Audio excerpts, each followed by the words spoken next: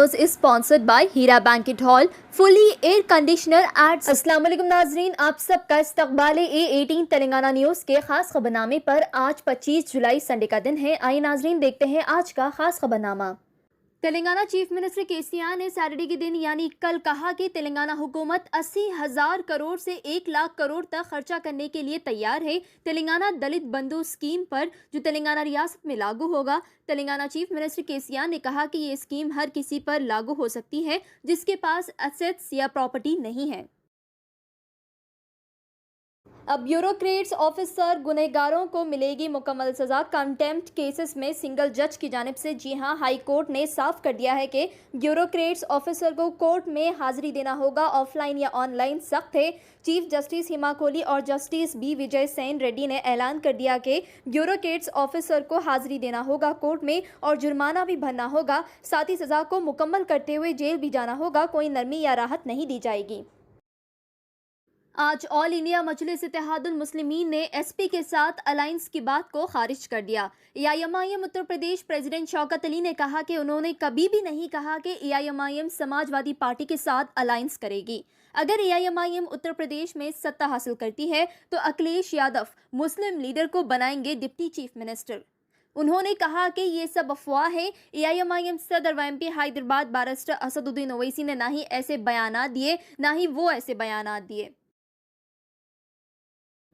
कविता मल्होत जो मेंबर है पार्लियामेंट की तेलंगाना राष्ट्रीय समिति से, उन्हें स्पेशल कोर्ट में हाजिरी देना पड़ा हैदराबाद में सैटरडे के दिन कैश देके वोट लेने के केस में।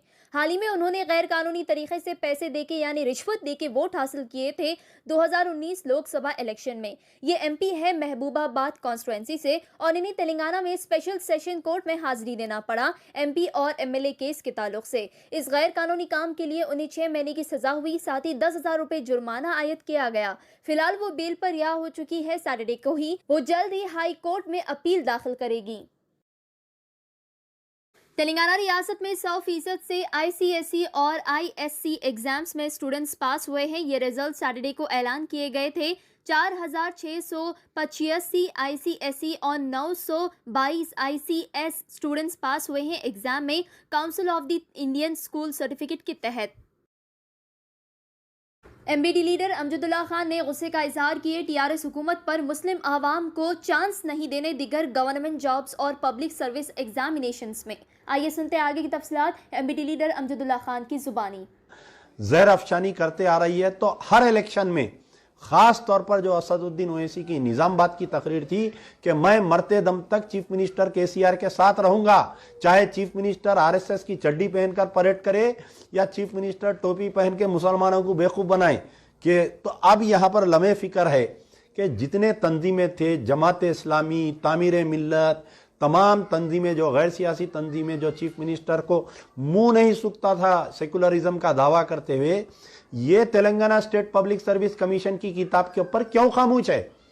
सबसे पहली चीज और एक बात यह है कि आज से कुछ दिन पहले 18 यूनिवर्सिटीज के वाइस चांसलर्स की पोस्टिंग हुई, एक मुसलमान नहीं है। और आपके Telangana state public service commission में 9 अराकीन की पोस्टिंग हुई, एक चेयरमैन की पोस्टिंग हुई, एक मुसलमान नहीं है।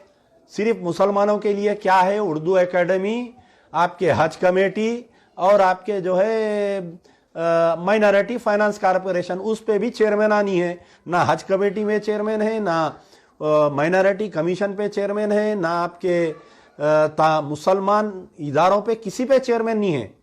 तो आखिर ये Telangana state public service commission को क्या जरूरत थी?